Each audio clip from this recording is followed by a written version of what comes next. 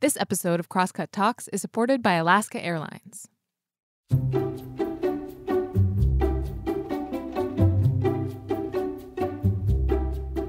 Hey, welcome to Crosscut Talks. I'm Mark Baumgarten, the managing editor at Crosscut, and today we're talking about the relationship between humanity and the rest of the natural world, and whether there's anything we can do to reverse the damage that humanity has done. Talking about the relationship between people and nature always relies on some mental gymnastics. Like, I know that we are a part of nature, but at the same time, we're a force that acts upon nature. And usually, the rest of nature gets a bit of a raw deal out of the interaction.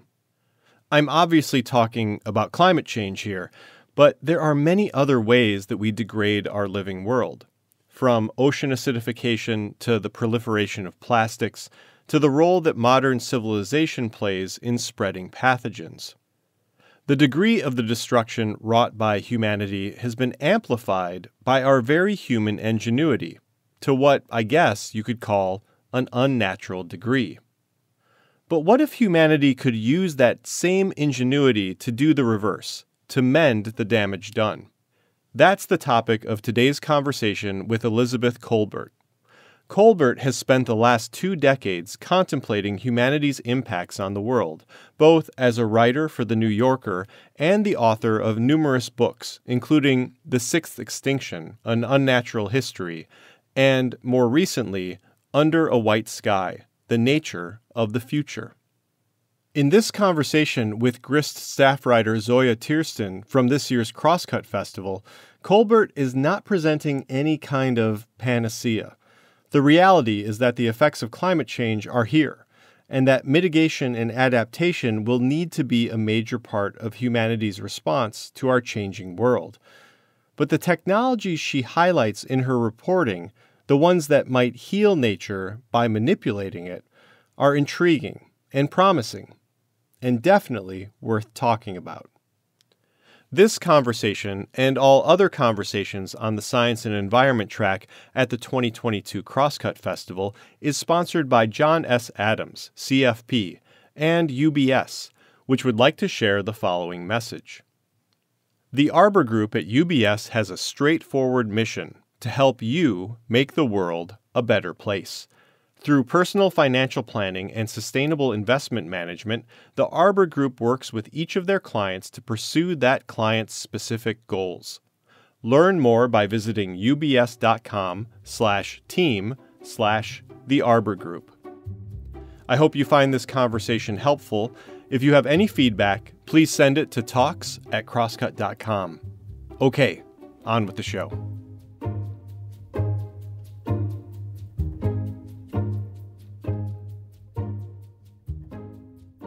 Elizabeth, welcome to the show. Thanks for having me. So I want to start with a question about your beat. You've been covering climate change for a long time, and things have changed. I know some things have stayed the same, depressingly, such as a large portion of elected Republican officials not recognizing the scientific consensus behind climate change. But some things have changed. There's been a more heated debate about geoengineering, about environmental justice. Things have sort of entered the zeitgeist that never were talked about before. So I'm wondering, what has changed for you? What have you noticed? Well, there have been huge changes. I mean, on all levels. When I started out on this, beat almost 20 years ago, I had to really search to find examples, very vivid examples of the impacts of climate change. I spent a lot of time, in fact, in the Arctic, where the impacts of climate change are still the most dramatic. But nowadays, I could go anywhere in the world and find very compelling evidence of climate change. So that has changed much, for the worse. I think political awareness is way, way higher than it was when I started out. And emissions are way, way higher than when I started out. So everything has kind of, I guess you would say everything has gone up. And that's not what we need, obviously. But and also, I do want to say that there has been movement. I mean, there's lots and lots of solar panels out there that weren't out there when I started. Lots and lots of wind turbines.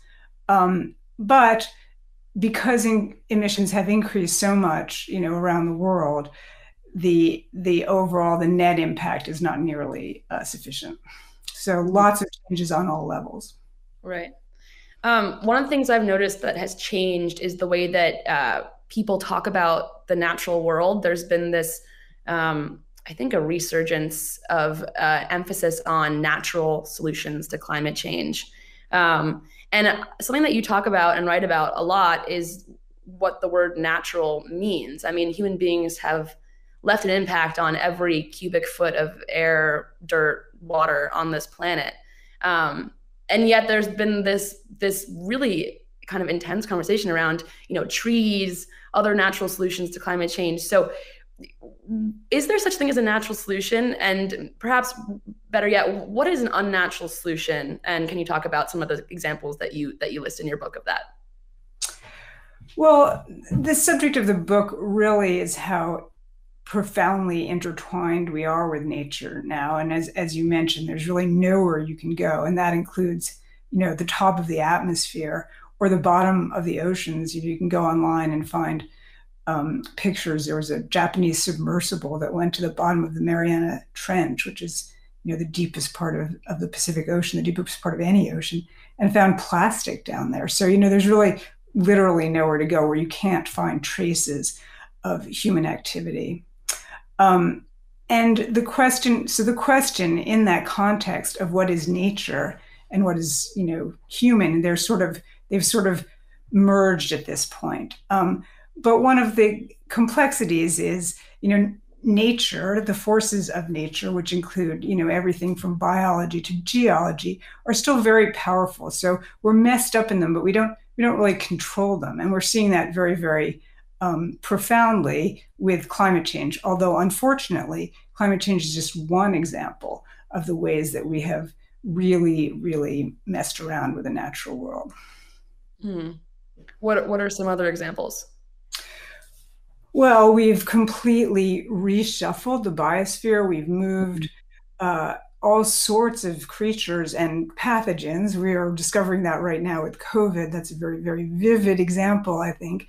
But it's happening to many different pathogens that just don't happen to affect humans. They're being moved, from continent to continent. We have a global, pandemic basically for amphibians. It's a fungal disease, which was moved around the world by humans. We have lots and lots of, invasive species have really remade ecosystems, often to the detriment of the species that were there to begin with. And that's really unprecedented in the history of the planet. If you think about it, it was very, very difficult for a terrestrial species to cross an ocean in past, millennia or whole eons. And it was very, very difficult for a marine species to cross a continent. Now that happens all the time.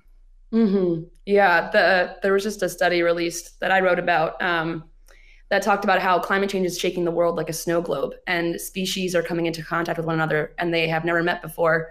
Basically, animals can't social distance from each other anymore, and they're spreading these pathogens, and the fallout could be enormous. And no one's really preparing for that eventuality, which is more diseases similar to COVID. And yes, that's definitely another knock-on effect, and it's related to climate change. And actually, the sixth extinction, your 2014 book, talks a lot about biodiversity, species loss. And this one, the most recent book that you've written, Under a White Sky, is about something sort of entirely different. It kind of like moves the conversation to, okay, these things are happening. What do we do now? Where do we go from here? And so I guess I'm curious, what inspired you to write that book? What inspired that idea? Well, it's very much, it follows very, very, very much from your description of it. After I wrote The Sixth Extinction, the question really was, okay, we've set in motion these processes, most of which have, pretty dire effects for the other species with whom we share this planet. So some of the chapters were about climate change, some were about what's sometimes called climate change equally evil twin, ocean acidification, habitat destruction, lots and lots of ways we're changing the world on really on a geological scale. And then the question is, well, okay, what do we do now? We are not going away anytime soon. Many other species may be going away, but how do we sort of deal with the unintended consequences of what we're doing? And the first piece that I reported that sort of became the book was a piece about trying to manipulate corals so they could survive in warmer water. And that seemed to me, when I started sort of thinking about it, I started to see that pattern of thinking in a lot of different places. Okay, we mess things up in one way. Maybe we can, deliberately try to now intervene in a new way to counteract that. Mm-hmm. Yeah, I was thinking about this earlier, which is that just sort of the sixth extinction is about humans purposely, but also inadvertently messing up the natural world, quote unquote natural world. And this book is about humans taking the utmost care to revive it. And in both cases, humans are meddling, right? And I'm wondering, is this second iteration of meddling successful? Are there examples of humans being able to undo some harms that we've done? Well, that's, unfortunately, it sort of depends on what your measure of success is. So, certainly we have rescued many species. We've brought a lot of species to the brink, let's say, of extinction, and then we've swooped in and, in many cases, a surprising number of cases, gathered all of the individuals that we could find, that we could catch, that still exist, and brought them into captive breeding programs, and sometimes brought them back and sometimes brought them back semi-successfully so that they're sort of off life support, usually brought them back to the extent that they're still on life support. Those are called conservation reliant species. So, certainly there are lots of interventions like that have worked. Whether there are interventions that have worked on sort of the whole planet scale, I think you have to say at this point, no, but, we're pushing that boundary and we seem determined to sort of find out how far we can go. Right. It's one thing to try and save the pupfish in Nevada. It's another thing to, for example, the heat wave that's descending on large swaths of the world right now that's going to result in, or already resulting in death. Much harder to sort of figure that one out. There's levels to this, right?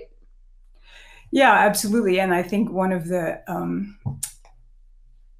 things that we're learning, and we've been pretty slow to catch up to, honestly, is that we are having this whole Earth impact. There's just nowhere to go and nowhere to hide.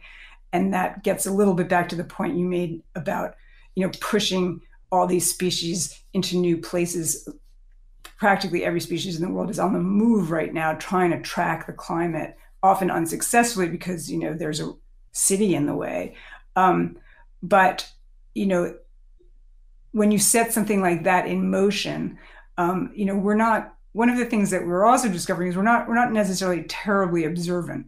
We're not really keeping track of most species. They suddenly pop up in a new place and we seem surprised. But when you set a process like this in motion, you're going to get a lot of surprises. Right. I think that one of the exciting things about reading your book is that there's examples of people meddling and having success, limited success, or just outright success. And there's some examples of things going kind of explosively wrong. Can you talk about those at all? Well, the book, in Under a White Sky, I really try to look. It's something of a dark comedy of our attempt to, intervene in various different ways. And our interventions have, the book starts with the reversal of the Chicago River, which was done back in the early part of the 20th century, because the Chicago River used to run through Chicago. It still runs through Chicago, and it carried all of Chicago's sewage and all of the guts from the stockyards, and it dumped them into Lake Michigan, where Chicago also gets its drinking water. So Chicago reversed the Chicago River, and in the process of doing that, they created this channel that now links the Great Lakes water system to the Mississippi water system, and that has had all sorts of unforeseen consequences, which can seem comic but are also quite devastating to the creatures involved. And one of those impacts has been that Asian carp, which are this invasive species, actually several invasive species, are now working their way towards the Great Lakes. And once again, this has comic elements to it and also really serious elements. Mm-hmm. And what are can you just briefly talk about, the downsides of carp moving like that? Well, Asian carp are very voracious feeders. They're these 4 different species actually, and they have different feeding habits, and all of them they're very successful invaders. They're very successful at being invasive. And they've really just taken over the Mississippi water system. And in some parts of the Mississippi system, they make up something like 75% of the fish biomass now. So they've really pushed aside a lot of the native species. And another sort of slightly unsung problem that they've caused is one species eats mollusks. They're molluscivores. And there are a lot of endangered mollusks in the southeastern US. And now you add the world's most successful mollusk-eating fish on top of these populations of endangered mollusks, and you can kind of see where that's going to end up. Right. I think that a lot of us, when we think about climate change, we think of these large-scale impacts, top-down, heat, drought. What I think that you do beautifully is you take these what seem like small examples and show how they can have knock-on effects through an entire food chain, affect things at a level that you wouldn't think possible. Like, what does it matter that carp are changing or moving through different areas? But of course, there's these consequences that can stretch on for generations. And that to me is really fascinating. I mean, as someone who writes about the environment, it can be kind of a slog to write the same kinds of stories over and over again. And the ones that really fascinate me are these bizarre, unexpected stories of little things that are changing the world. And we don't even know it a lot of the time. So I wanted to ask you about if you had like a favorite example of humans changing the natural world from your book. Is it the supercorals shooting diamonds into the sky? Is there one that really stood out to you that you still think about? Well, I still think about all of them, really. Let's just say they all made a big impression on me. But I guess if I were to single out one, I would single out the supercoral, which is, as I mentioned before, the story that really got me going on all this. And there, the idea is that corals really don't like it when water temperatures get too high. They have this symbiotic relationship with the kind of algae, and that relationship breaks down in warm water, and they expel their algae and they basically starve to death. That's the phenomenon known as coral bleaching. And it's really been devastating to reefs around the world, been very devastating to the world's largest reef, the Great Barrier Reef. So the idea behind the supercoral project is, well, maybe we can sort of breed up these corals that will be able to withstand higher water temperatures. And I think that what is so sort of powerful about that story is, on the one hand, there's a sense where we have to do something for reefs. We can't just watch them, die. They're incredibly important ecosystems. And on the other, so on some level, you could say, well, that's sort of a hopeful story. And on the other hand, the scale of the problem is so huge. The Great Barrier Reef is the size of Italy. So if you're going to intervene, if you're going to, reseed the reefs, you're talking about, doing something on the scale of Italy, which honestly seems quixotic, almost impossible, although people in Australia are talking about doing very large-scale interventions. So it's sort of where, hopefulness meets fantasy, and it's hard to know where that line is. Mm-hmm. Yeah, I think that there's this issue, right, where we have a tendency to try and save these really important things. The Great Barrier Reef is a good example. In Australia, the prime minister there is trying to save the Great Barrier Reef, but hasn't done much to mitigate the emissions that are affecting it in the first place. So it's one of those things where it's like, what are we trying to achieve here? And I guess one might feel a bit hopeless looking at the scale of the situation across the board. I mean, we talked briefly about species moving around, the world getting shaken like a snow globe, the coral bleaching, all of these impacts of climate change seem so huge. After writing your book, did you feel more or less hopeful about our outlook?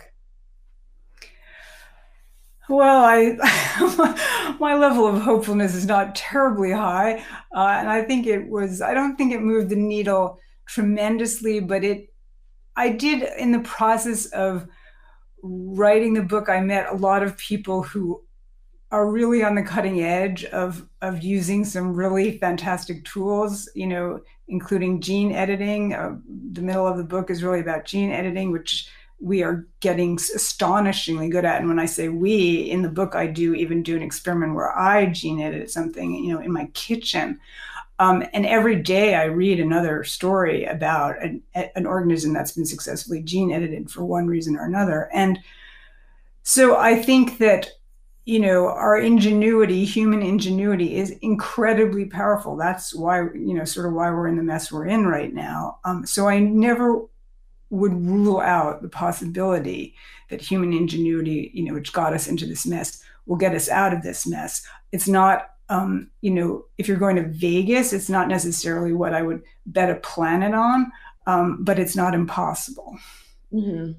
I think that going forward, as governments and people get more desperate to tackle the climate crisis, we're going to increasingly turn to these interventions, some of which you talk about in your book.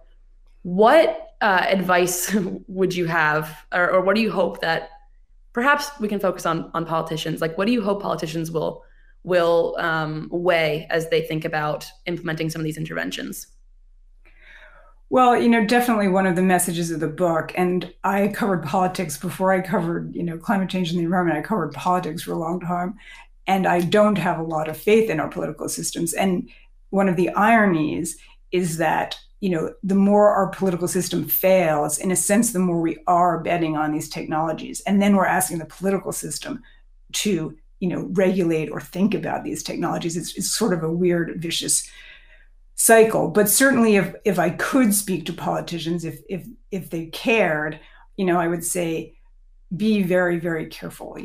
We live in a world of unintended consequences right now. We are dealing with them. Our kids will be dealing with them. Humanity for the foreseeable future, and I'm talking, millennia, will be dealing with them. So be very careful when you set things in motion. Mm-hmm. I think that something that I've struggled with recently, you're not the only writer who's been writing about this concepts of nature and human intervention. Other writers have been doing it too. Nathaniel Rich wrote a book called Second Nature. Emma Maris is writing about wild animals and whether any animals are even still wild. And something I've been thinking about is we're in this situation where the world is changing rapidly. We're behind it. And there's this nostalgia for going back to how things used to be. Let's just go back. But that's not really possible, right? There's no way to sort of unwind the clock. And I would like to talk about that a bit, about how, perhaps the natural world as we remember it or imagine it to be doesn't really exist. And as you write, more intervention is the only option. Can you talk about that a bit? Well, I do want to, offer another option. It's not the option, that going back is not possible. I think we have to accept that, climate change is not stopping once again for the foreseeable future. Ocean acidification is certainly not stopping. Even when we reach, net zero emissions, the oceans are going to continue to take up CO2. We're going to have increasing ocean acidification. So invasive species, you can't really take them back. You can try to eradicate them. And I do talk about some pretty exotic and potentially powerful and potentially very scary ways to do that. But all of these things, it's very easy to break an egg. It's very difficult to put the egg back together again. And that's sort of the message of the book, I think. But I do want to say, one of Ed Wilson's, E.O. Wilson's last books before he died last year was a book called Half Earth. And in that, the sort of idea is, let's try to put aside as much space as possible for species that are going to be on the move. We know they're going to be on the move because of climate change, to regroup, evolve, hopefully make it through. His point was sort of, hopefully this century, the 21st century, will be the century of maximum human impacts on the planet. And can we get as many species as possible through this century by sort of leaving them alone to the best of our ability? That is not going to save a lot of species that are on the brink, that cannot survive without human intervention at this point. But it might maximize, the sheer number of species that get through. So I do think that that's an important point to make. It doesn't mean that the world isn't going to change. It means the world is going to continue to change. But the notion that we are going to think our way through this and species by species get them through, that does not seem very practical. I think that, part of what you just touched on is adaptation, right? There's this concept that, at least that I've been thinking about, which is there's these two groups, right? Mitigate the emissions that cause climate change, adaptation, adapt to the climate change that's baked in. But there are limited resources. There's not a lot of money out there for these things. There could be more, but there just isn't a lot. And it's going to require a lot of resources to fix, to undo, to adapt. And I'm wondering, this is kind of hypothetical, and I don't think that we're here yet, but I wonder whether at some point we're going to have to decide which of these two things we want to spend our limited resources on. Is what you're saying when it comes to species, for example, should we be trying to just save as many as we can at this point? Is that what we should be directing our limited resources towards, or how do we think about how to weigh these things? Well, I think it's important when you think about adaptation and mitigation. There's a sort of saying in the climate world, manage the unavoidable and avoid the unmanageable. So the idea that we could, adapt our way out of a constantly changing climate, I don't think that's very practical either. Now, that's sort of what we have set in motion. We're just saying, well, we're just going to keep emitting. That means the climate's going to keep changing. And that means that anything that we adapt to now is going to be out of date, pretty soon, because you're going to have a new climate and new sea levels. So once again, we've backed ourselves into a corner here. And I think that the point that you're making is extremely important, because we're going to be dealing with a lot of bad stuff coming at us, and the resources that we have right now, which is, potentially the moment of maximum prosperity in human history, we're going to have to deal with them potentially in a time of more and more limited resources. So it's a pretty frightening prospect. But once again, when you don't have a choice, you maybe rise to the occasion. So I don't think, that adaptation and mitigation are separable on some level. They have to go together. Otherwise, as I say, you're just consigning yourself to this sort of treadmill of adaptation that simply cannot be achieved. I guess that's a mixed metaphor. No, I think it works. I want to ask you a question about your writing process. So something that me and my colleagues at Grist struggle with occasionally is figuring out how to take a large thing such as climate change that feels so abstract, that's not inherently narrative, and make it interesting and make it relatable and make it something that people might want to read. And that's something that you do very well, in my opinion. And I think a lot of people would agree with me that your stories are narrative, that you managed to drill down. And we talked about this a little bit earlier on like a small, seemingly irrelevant to climate change sometimes thing, and then widen that scope and show us how it ties into all of these different things. So how do you decide what you want to write about at the New Yorker, and how do you go about reporting those stories? Well, the New Yorker is very narrative driven, so it's not like necessarily, it's not entirely a personal, decision. It's sort of the genre of the magazine. And, it's a little bit like the old Supreme Court decision on obscenity. You sort of know it when you see it. And I, like all journalists, I read a lot. I read a lot of other people's stuff. And when I come across the thread of something, It might be in a piece about something totally different. And I think, oh, there's a thread there. And I sort of, get on the phone like all journalists do and call someone up. And if it seems like there's an interesting enough way to get the story going, I will, just try to get out there wherever there is and take it from there. And, sometimes there are problems. You haven't foreseen all the problems. You haven't foreseen where this will take you. But, usually if you do your homework, you can have a pretty good idea of whether something's going to work or not. Mm-hmm. And looking ahead, do you have any plans to write any further books or any big projects on the horizon for you? Well, I do have a big project on the horizon, which I'm afraid I'm not going to talk about right now. But it's not a book. How's that? Okay, that'll do. That'll do. We'll be back with more after this message. Dreaming of a long-awaited vacation? Take your travels to the next level with Alaska Airlines. They're committed to providing a higher standard of safety and cleanliness throughout your journey. From mask requirements and touch-free options to HEPA filters on board and fresh air every 2 to 3 minutes.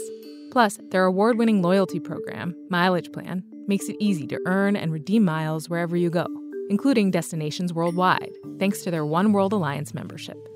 If you're ready to land a low fare, next-level care, and the best experience in the air, book now at alaskaair.com.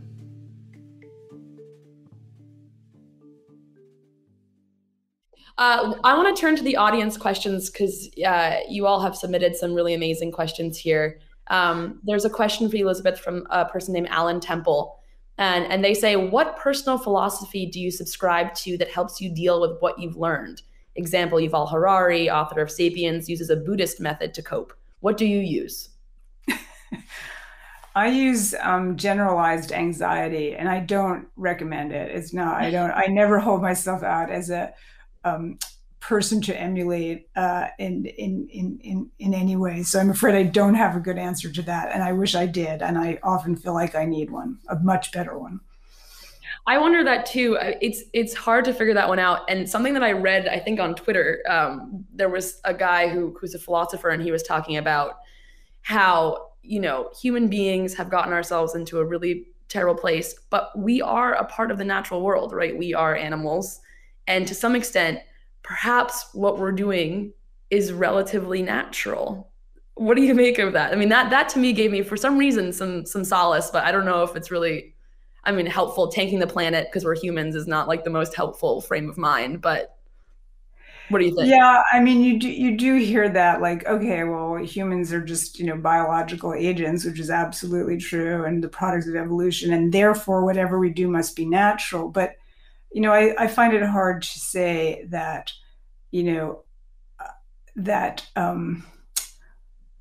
that skyscraper there or that electric vehicle or whatever is natural. Now, if you want to say that, if you want to sort of extend that definition so that everything that we do and everything that we make is also natural, then the border does just disappear, and there's no it's very hard to even have a conversation about it.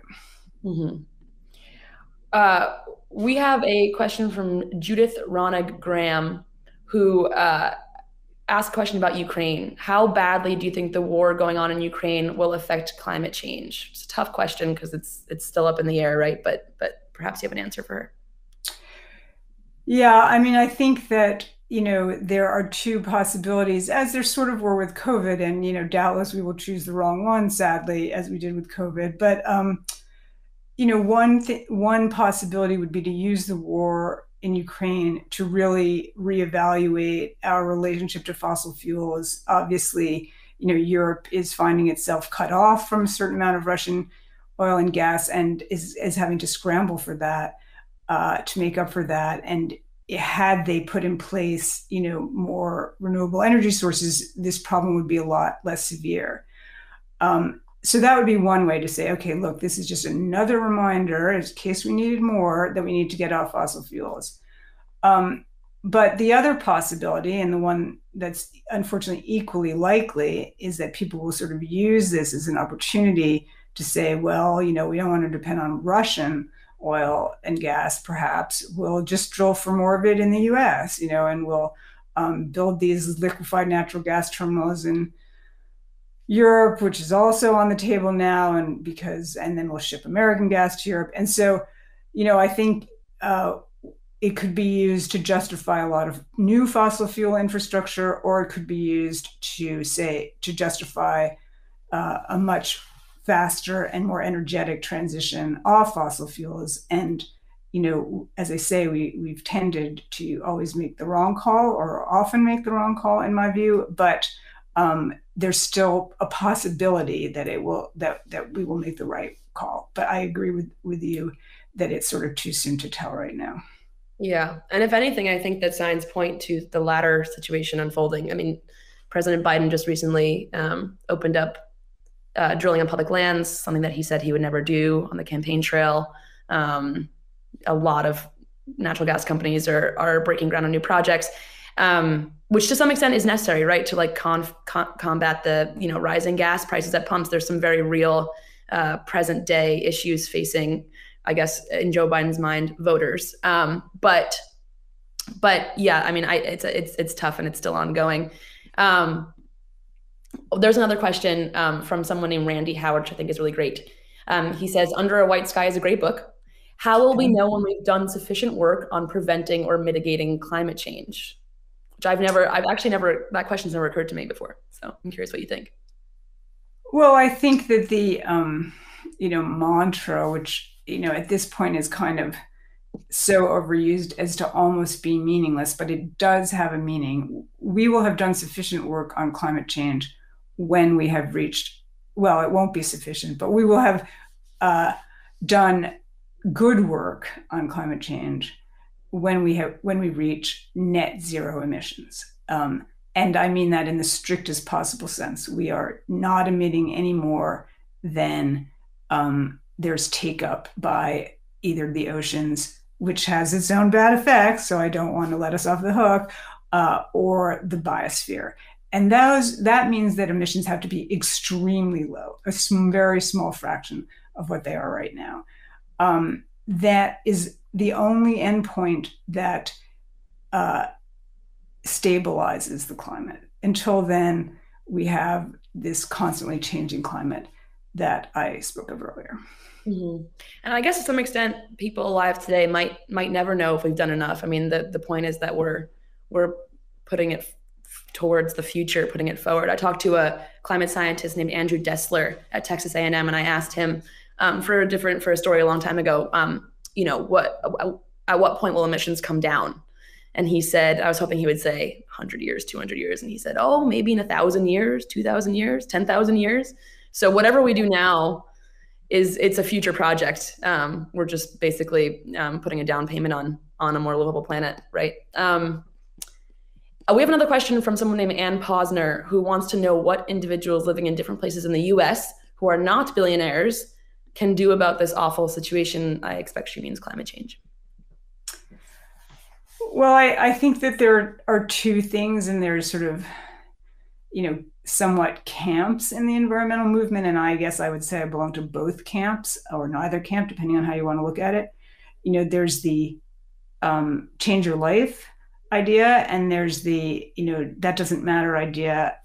All that matters is political action. And I'd say both matter. I think, setting an example, doing the kinds of things that if everyone did them would make a big difference, the lifestyle changes, as they're, unattractively called.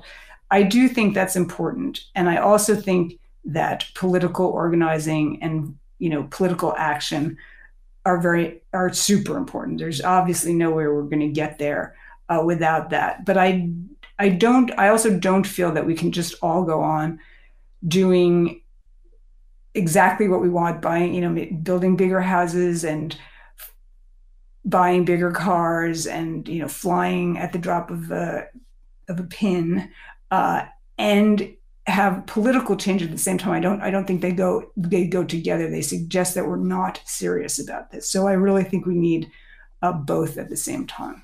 Mm-hmm. I think I want to ask a question about technology that stems from a question someone named Trip Williams just asked. He basically wants to know, is there anything that technology can't fix that we should get used to not having? And I think the Elon Musks of the world would have you think that there's nothing technology can't fix. And if we can't fix it, we can just go to Mars. But I think it's a valid question. I mean, is there, in the course of reporting your book, did you come across things where you were like, we're going to have to get used to this just not being around, or to a different world? Well, I think that I think that there are a lot of things that technology probably can't fix. For example, there's a lot of people making fake meat. A lot of people would say fake meat isn't meat. It's very difficult to get, a hamburger, a genuine hamburger made from a cow that doesn't produce a lot of greenhouse gas emissions. So I think a lot of the ways that we eat are probably, it's hard for me to predict the future. Predictions are difficult to make, as the old saying goes, especially about the future. But I do think if we're, ever going to get our really drive emissions way, way down, we're going to have to eat very differently. For example, I don't think, we're going to invent a cow that doesn't belch methane. I think that's going to be extremely difficult to do. So that's something that I think technology, we may have to learn to eat very differently. If it's something synthetic, we are very good at figuring out new ways to do things, new ways to extract, minerals from the world. We're quite good at that. So I wouldn't want to say that technology can't, come up with substitutes for most material objects, but it's hard for technology to come up with substitutes for biology. Mm-hmm. I don't know if you saw this, but they some climate tech company invented a gas mask for cows where that can capture the birds. Anything is possible. So maybe I'll even be proved wrong on this. Maybe we will now have gas masks for cows. Yeah.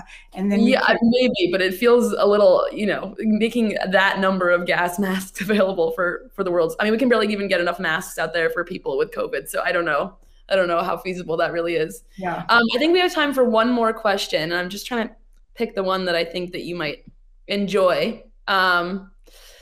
Well, here's a tricky one. Andrew Luck wants to know where you stand on the overpopulation versus overconsumption debate. Well, that's a really good question. And I want to say I really don't think there should be any, debate here, because once again, it's sort of like the answer isn't either or, the answer is both. Our impacts on the planet are a product of how many people there are and how much they're consuming. And parts of the world where population is still growing pretty rapidly tend to be very low consuming parts of the world. And parts of the world where population is leveling off because of people having fewer kids tend to be very high consuming places. So both of those, in continued population growth in places where they still have high population growth levels, that is something that we really need to work on as a world. And the overconsumption of high consuming, low birth rate parts of the world is something we really, really need to work on. So, it's not an either or, it's definitely a both. Mm-hmm. Well, I think that's a good note to leave things on. We've just about run out of time here. Elizabeth, thank you so much for being with us, for chatting about all of these different and complicated topics. We really appreciate your time. Oh, thanks for having me. And that's it for today's episode. Thanks again to Elizabeth and Zoya for the talk. And thanks also to the folks in the audience who asked questions. If you'd like to be one of those audience members for a future Crosscut event, go to crosscut.com/events.